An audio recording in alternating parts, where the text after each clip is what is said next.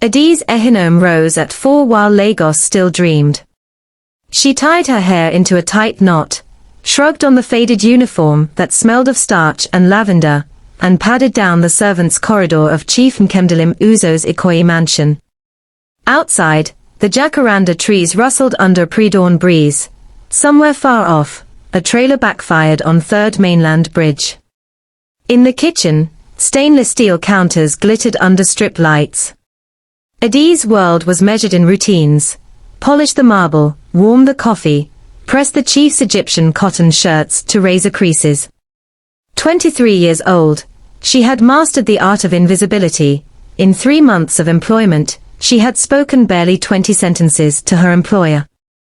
Chief Uzo was a legend whose face never stayed long on magazine covers. Oil, real estate, tech startups, a net worth whispered to be in the billions.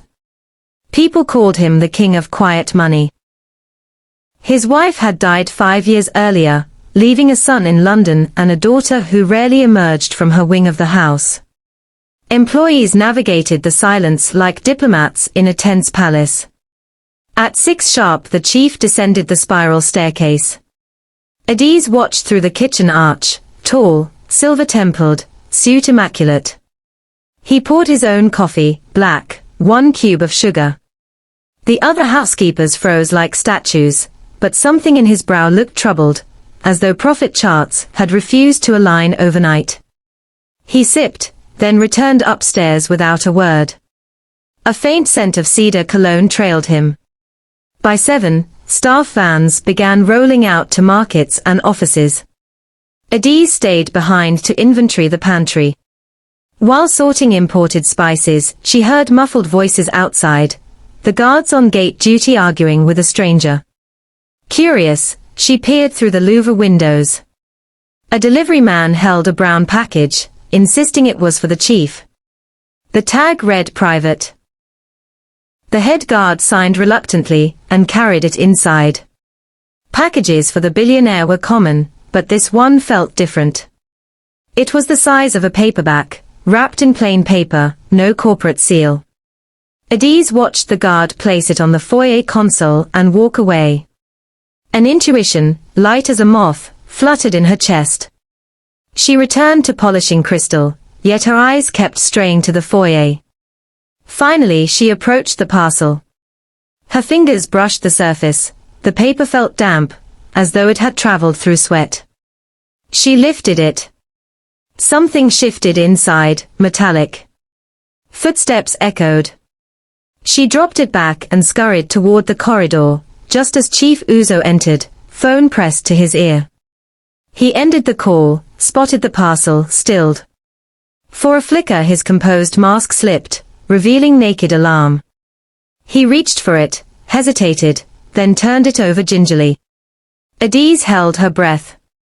His thumb traced a corner. He placed it back, eyes narrowing, and called for the head guard.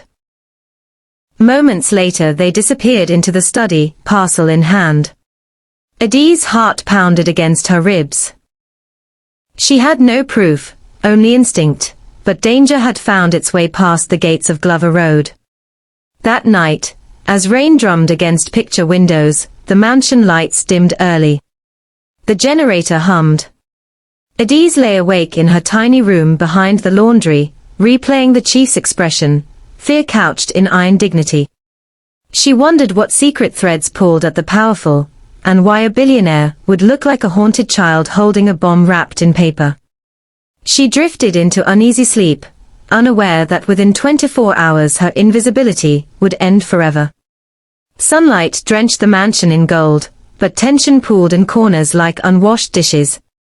The parcel had vanished from the foyer. Whispers said the chief spent half the night in his study, shredding documents. Breakfast was delayed, schedules shuffled. Even the parrots in the courtyard squawked less. Adaeze focused on chores. Polishing the foyer chandelier, she listened to staff gossip swirling below. The chief's estranged brother, a contested acquisition, a political vendetta brewing up north. Billionaire problems, far removed from her own reality of siblings' school fees in Benin City. By noon the chief summoned all senior staff to the dining room. Adaeze, though junior, was asked to serve drinks and thus witnessed the unusual gathering.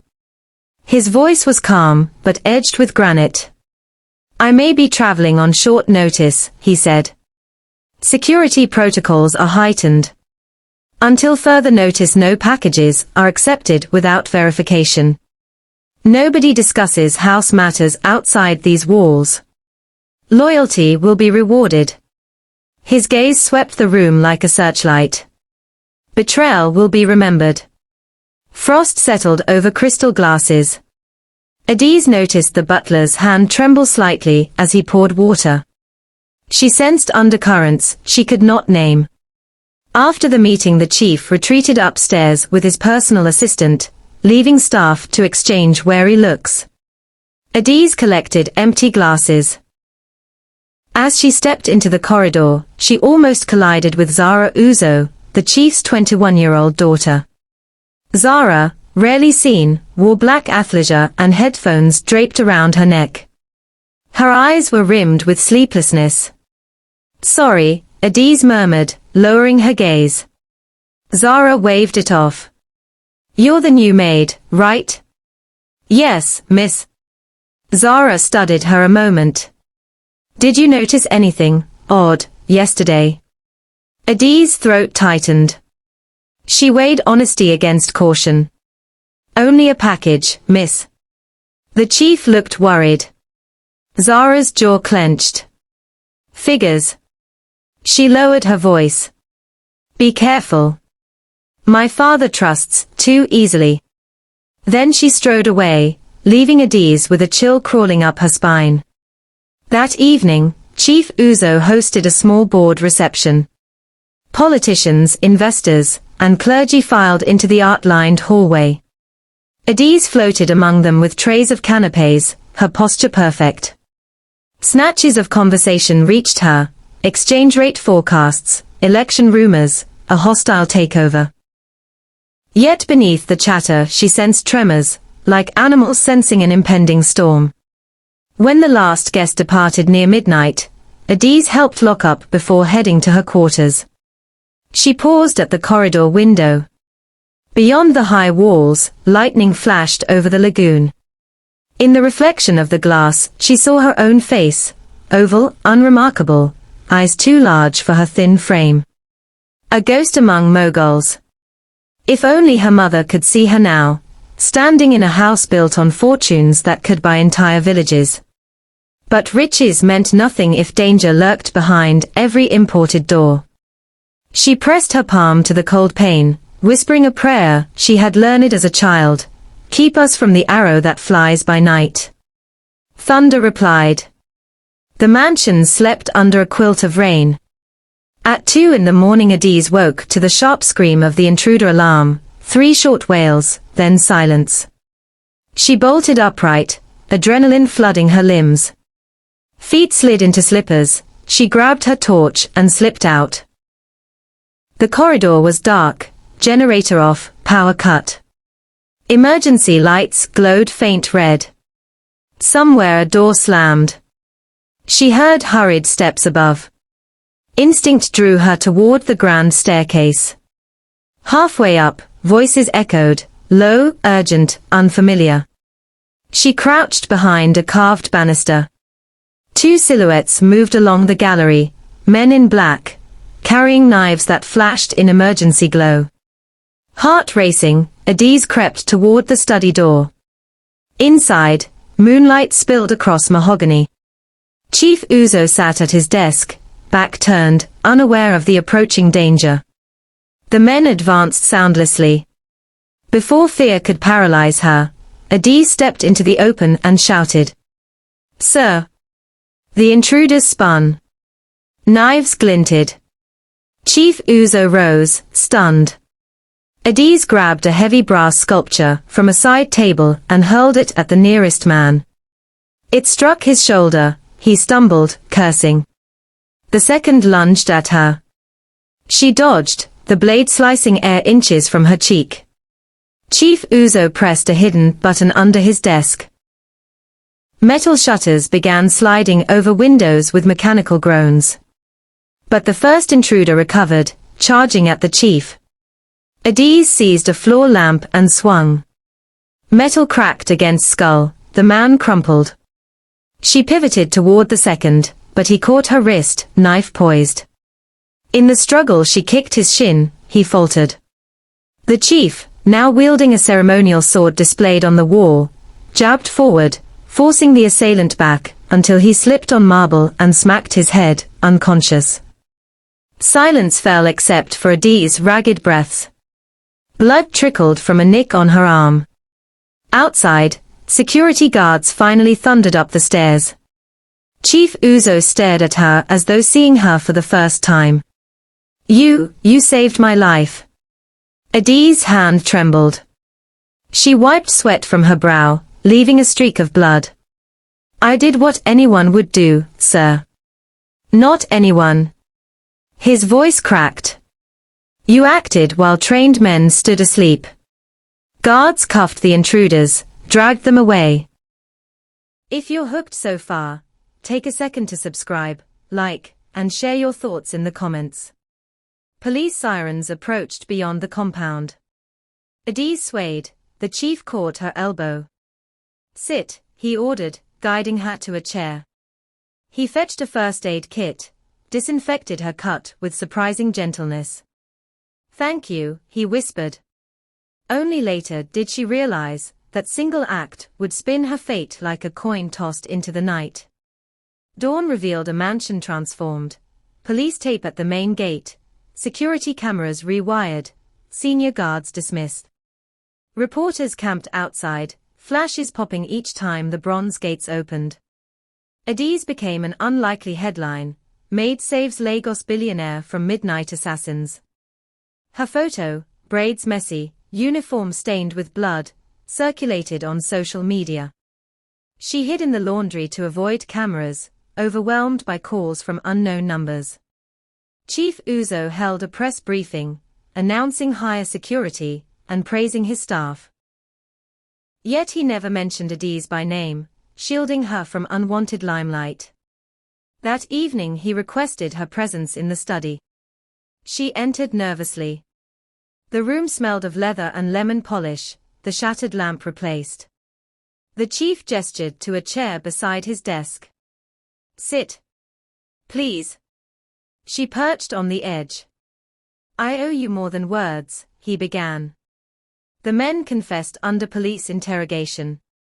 They were hired assassins, paid in cryptocurrency, traced to an offshore account. Adaeze swallowed. "Do you know who sent them?" He hesitated. "Not yet. But I have enemies, business rivals, political vultures. Someone wants me silenced." He folded his hands. "I want you protected. From today you move into guest suite C. My driver will take you to a secure clinic for a proper checkup. You get a salary increase, hazard allowance, anything you need." Adaeze shook her head. "Sir, I am only a maid. You are the reason I am alive." He leaned closer. "My late wife used to say courage grows in unexpected soil. She would have admired you." Heat flushed Adaeze's cheeks. "Thank you, sir." He rose, walked to a cabinet, returned with a slim envelope. "This is a token, 1 year's salary advance. Use it to chase any dream you have." He pressed it into her palm. Her eyes widened at the figure, a sum that could pay her siblings' fees twice over. Emotion clogged her throat. "I don't know what to say." "Then accept it in silence," he said softly. "Some debts cannot be repaid in words." As she left, Zara appeared in the hallway, arms crossed. Her gaze darted from the envelope to Adaeze's face. Something unreadable flickered in her eyes, suspicion, envy, perhaps relief. "Congratulations," Zara said, voice flat. Adaeze tucked the envelope into her uniform pocket. "I only did my duty." "Duty," Zara echoed, almost to herself, then turned away. That night Adaeze lay in a spacious guest suite, with silk curtains and a view of the lagoon. Yet sleep eluded her. She thought of knife flashes, of the chief's haunted gratitude, of enemies who sent killers into sacred homes. Outside, the city lights blurred like drifting stars. She wondered if her life had just stepped onto a path lined with both diamonds and dust, where every footprint glimmered but cut the skin. A week later the mansion regained a fragile calm. Security doubled, sensors installed, guards in crisp uniforms drilled daily. The media storm subsided, hungry for fresh scandals. But inside, currents of change swirled.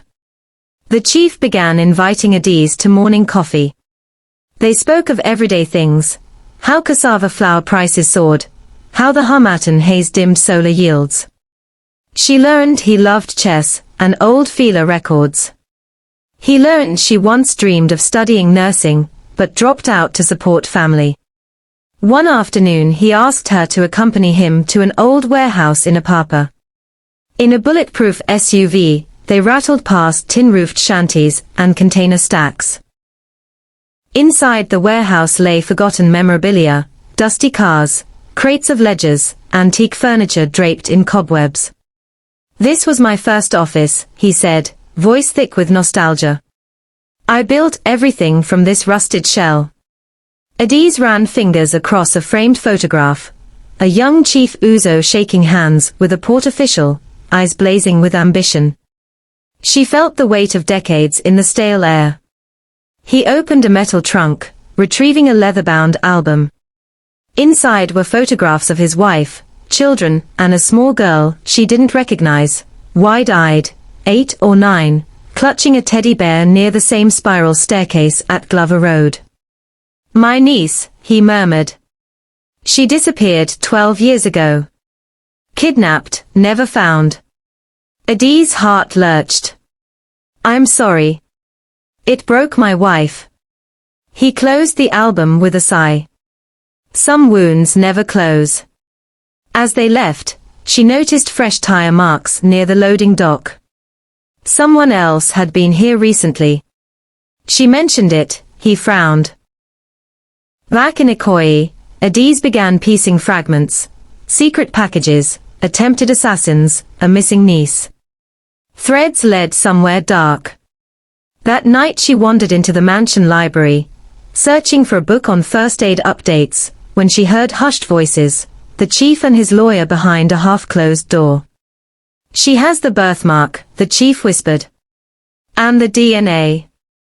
We need consent. I cannot compel her." Adaeze froze. Footsteps approached. She ducked behind a shelf. The men exited, not noticing her. "She has the birthmark." Whose birthmark? A cold realization seeped through her veins. Could they be talking about her? She recalled a faint crescent moon mark at the base of her neck, often hidden by collars. Her mother had dismissed it as nothing. Impossible. She was born in Benin City, raised on a quiet street. Yet her earliest memory was hazy, hands pulling her from a smoky room, a lullaby fading. The floor seemed to tilt.